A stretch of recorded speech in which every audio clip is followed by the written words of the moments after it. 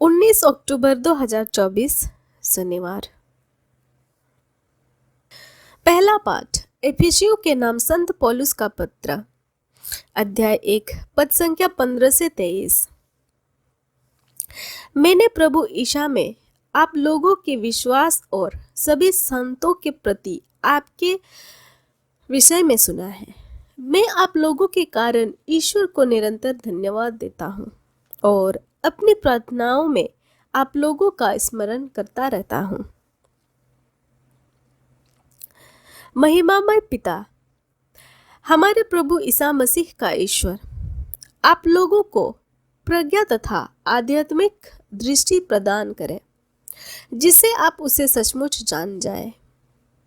वह आप लोगों के मन की आंखों को ज्योति प्रदान करे, जिससे आप यह देख सकें कि उसके द्वारा बुलाए जाने के कारण आप लोगों की आशा कितनी महान है और संतों के साथ आप लोगों को जो विरासत मिली है वह कितनी वैभवपूर्ण तथा महिमामय है। और हम विश्वासियों के कल्याण के लिए सक्रिय रहने वाले ईश्वर का वही सामर्थ्य कितना अपार है। ईश्वर ने मसीह वही सामर्थ्य प्रदर्शित किया जब उसने मृतकों में से उन्हें पुनर्जीवित किया और स्वर्ग में अपने दाहिने बैठाया। स्वर्ग में कितने ही प्राणी क्यों ना हो और उनका नाम कितना ही महान क्यों ना हो, उन सब के ऊपर ईश्वर ने इस युग के लिए और आने वाले युग के लिए मसीह को स्थान दिया। उसने सब कुछ मसीह के पैरों तले डाल दिया और उनको सब कुछ पर अधिकार देकर कलीसिया का शीर्ष नियुक्त किया। कलीसिया मसीह का ईश्वर और उसकी परिपूर्णता है। मसीह सब कुछ सब तरह से पूर्णता तक पहुंचते हैं। यह प्रभु की वाणी है। ईश्वर को धन्यवाद।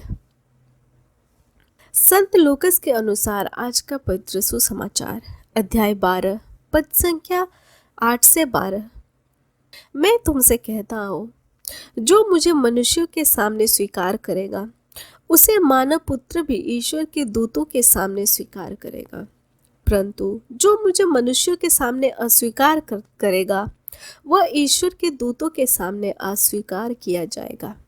जो मनुष्य पुत्र के विरुद्ध कुछ कहेगा उसे क्षमा मिल जाएगी, परंतु पवित्र आत्मा की निंदा करने वाले को क्षमा नहीं मिलेगी।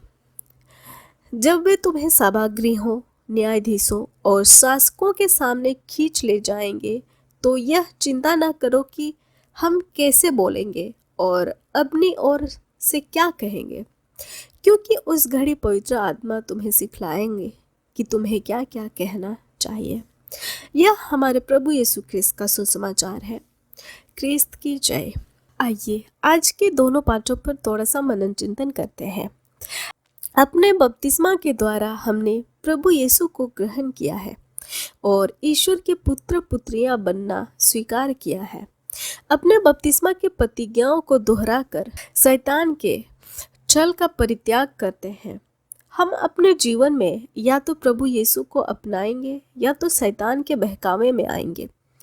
दोनों को एक साथ स्वीकार नहीं कर सकते।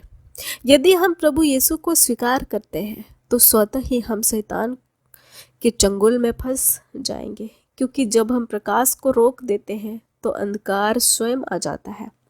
दरअसल प्रकाश की अनुपस्थिति ही अंधकार कहलाती है। यदि हम अपने जीवन में प्रभु यीशु को स्वीकार करते हैं तो हमें उनकी घोषणा भी करनी है। ऐसा हम तभी कर सकते हैं जब हम अपने जीवन को ईश्वर की इच्छा और आज्ञाओं के अनुसार जिएंगे। हम जानते हैं कि एक दिन हम प्रभु का सामना करेंगे। प्रभु यीशु जैसे हैं वैसे ही उन्हें दिखेंगे। हम अपने पूरे जीवन उन्हें प्यार करते हैं, उनके शरीर और रक्त के द्वारा पोषण ग्रहण करते हैं। हमारे हृदय आत्मा की एकमात्र अभिलाषा है अपने प्रिय मुक्तिदाता प्रभु यीशु से मिलन, जिसने हमें असीम प्रेम किया है और अपने आप को हमारे लिए बलिदान कर दिया। लेकिन कैसा हो कि जब हम स्वर्ग पहुंचे तो अपने स्वर्गदूतों के समक्ष प्रभु हमें पहचानने से इनकार कर दे और कहें, दूर हटो और मेरे सामने से चले जाओ, क्योंकि मैं तुम्हें नहीं जानता। यदि हम ईश्वर के प्रेम को पाना चाहते हैं तो पहले उन्हें प्यार करना है और संसार के सामने ईश्वर के प्रेम की घोषणा करनी है। प्रभु सदा हमारी रक्षा करने और हमारा मार्गदर्शन करने के लिए सदा हमारे साथ हैं। आमीन। आप सभी को जय यीशु।